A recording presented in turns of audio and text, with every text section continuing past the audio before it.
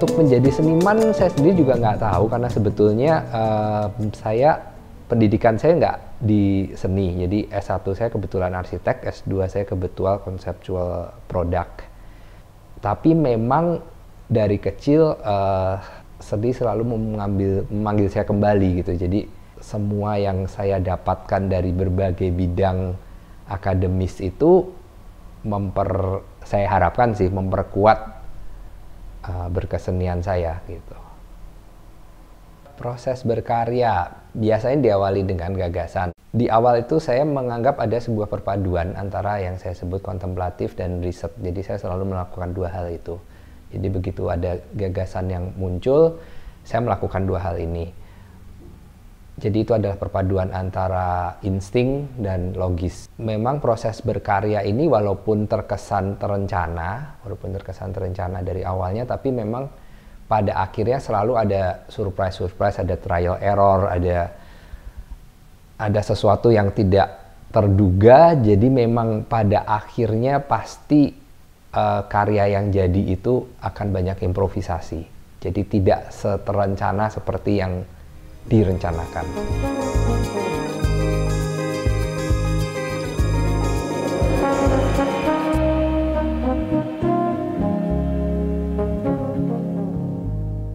Saya tertarik dengan media, memang dengan beragam media. Saya suka mencoba media baru, tapi saya selalu berusaha untuk tidak menjadikan media itu sebagai starting point dalam membuat karya. Saya berusaha membuat media itu hanya sebagai eksekutor, jadi penyelesaian dari gagasan yang saya mau buat. Karena saya mempunyai kecenderungan suka men-challenge diri saya, termasuk dengan media, dengan material baru. Dan kadang kan material baru, kalau kita mau bikin apa itu kan berbeda seperti yang kita harapkan. Juga dari segi manajemen pembuatan karya, kadang kan kita ada deadline mengenai kapan karya harus di-deliver dan segala macam. Nah itu, di situ improvisasi sangat berperan dan insting sangat berperan. Jadi kalau orang bilang misalnya karya saya ini walaupun saya dibantu oleh banyak orang untuk membuat gitu, tapi sebetulnya memang insting untuk menjadikannya sebagai satu paket yang selesai dan jadi itu memang tetap harus di tangan saya. Dan itu memang karena begitu itu bagian itu hilang, ya menurut saya itu udah bukan karya seni lagi. Tapi begitu bagian itu masih ada, ya saya tetap menganggapnya itu sebuah karya seni.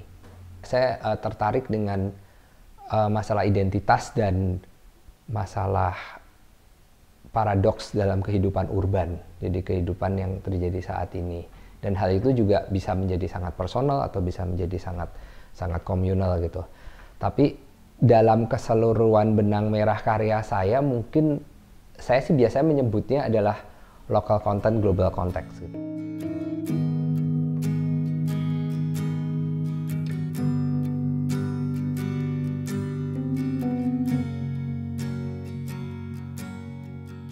Saya berusaha mencari dan menggali inspirasi, dan memang yang paling mudah adalah inspirasi yang ada di sekitar kita.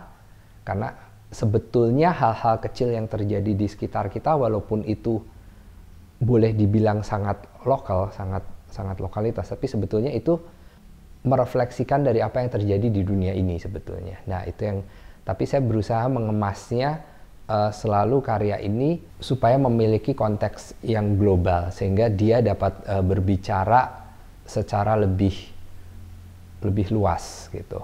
Tapi orang pada saat melihat karya itu, dia akan tetap menemukan jejak-jejak dari lokalitas sebagai identitas saya, ya sebagai diri saya ini.